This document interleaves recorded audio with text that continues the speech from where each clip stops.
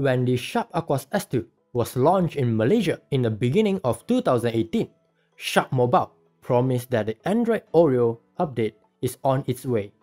Sharp Aquos S2 was originally released on August 2017 in Taiwan, and it took Sharp Mobile almost 1 year to bring the Android 8.0 Oreo update to their consumers. Did the Android 8.0 Oreo improve Sharp Aquos S2, or it just made it worse? I am Alex Ong from Mr. Tax, and you are now watching the review redo of the Sharp Aquos S2.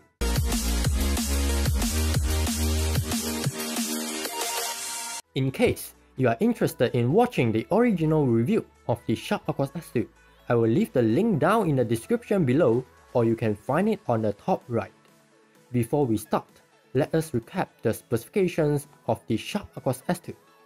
You can pause the video here as the specifications for Sharp Aquos S2 is shown in the video.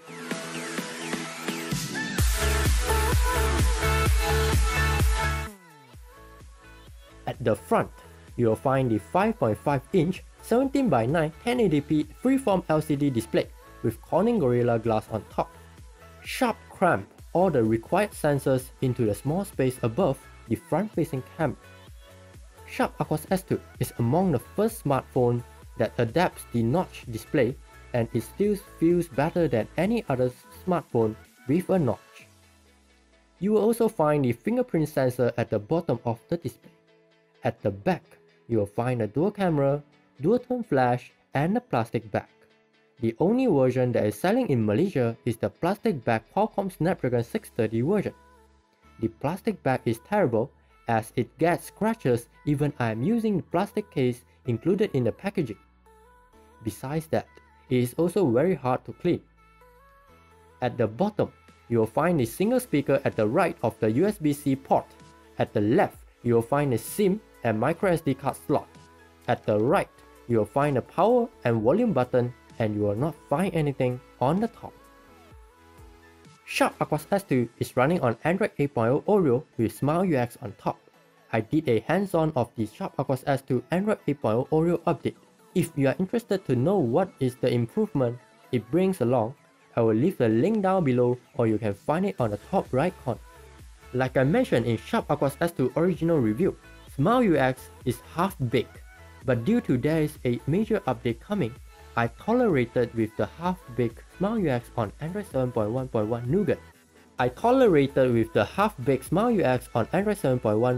Nougat. As most major software updates will solve most of the problem the previous version is having. However, things are not as optimistic as they should. It got worse in terms of performance, and it could not handle gaming properly. Qualcomm Snapdragon 630 performs at like a low-end processor due to terrible optimization.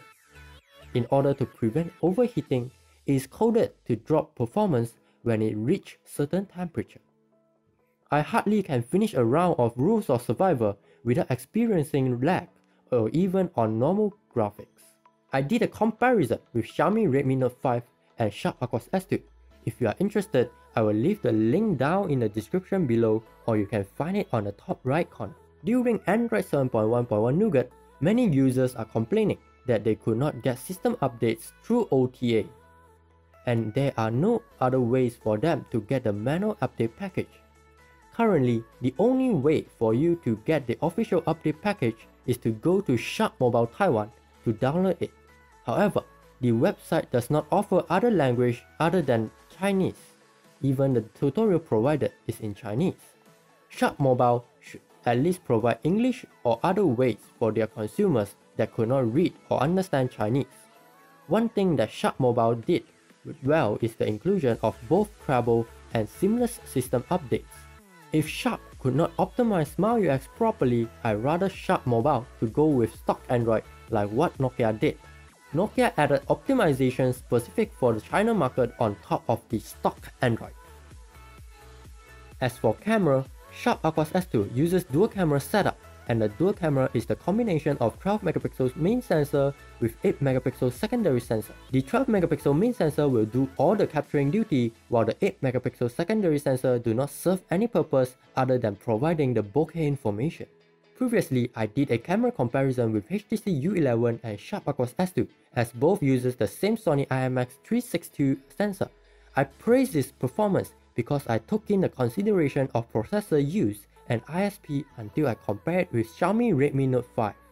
Sharp Aquos S2 camera performance is just decent when compared with the AI camera Redmi Note 5. Sharp Aquos S2 camera performance still very inconsistent as I sometimes will get good photos, yet sometimes it's just failed on capturing decent photos. Let's take a look at the samples.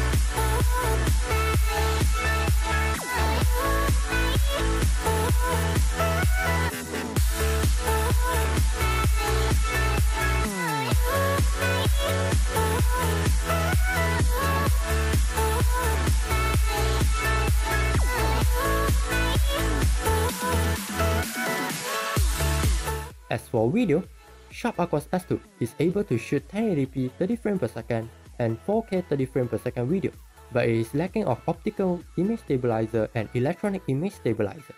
The video shot on Sharp Aquos S2 will be shaky, especially you are recording while walking.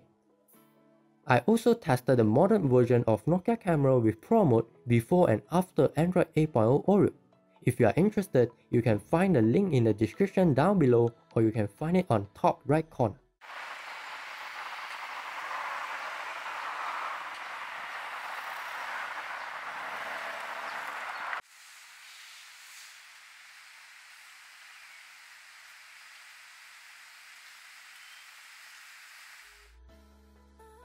Sharp Aquos S2 only sports a single speaker on the bottom, and the performance is just decent, especially after compared with Xiaomi Redmi Note 5. I should say that the speaker performance get a downgrade after Android 8.0 Oreo update.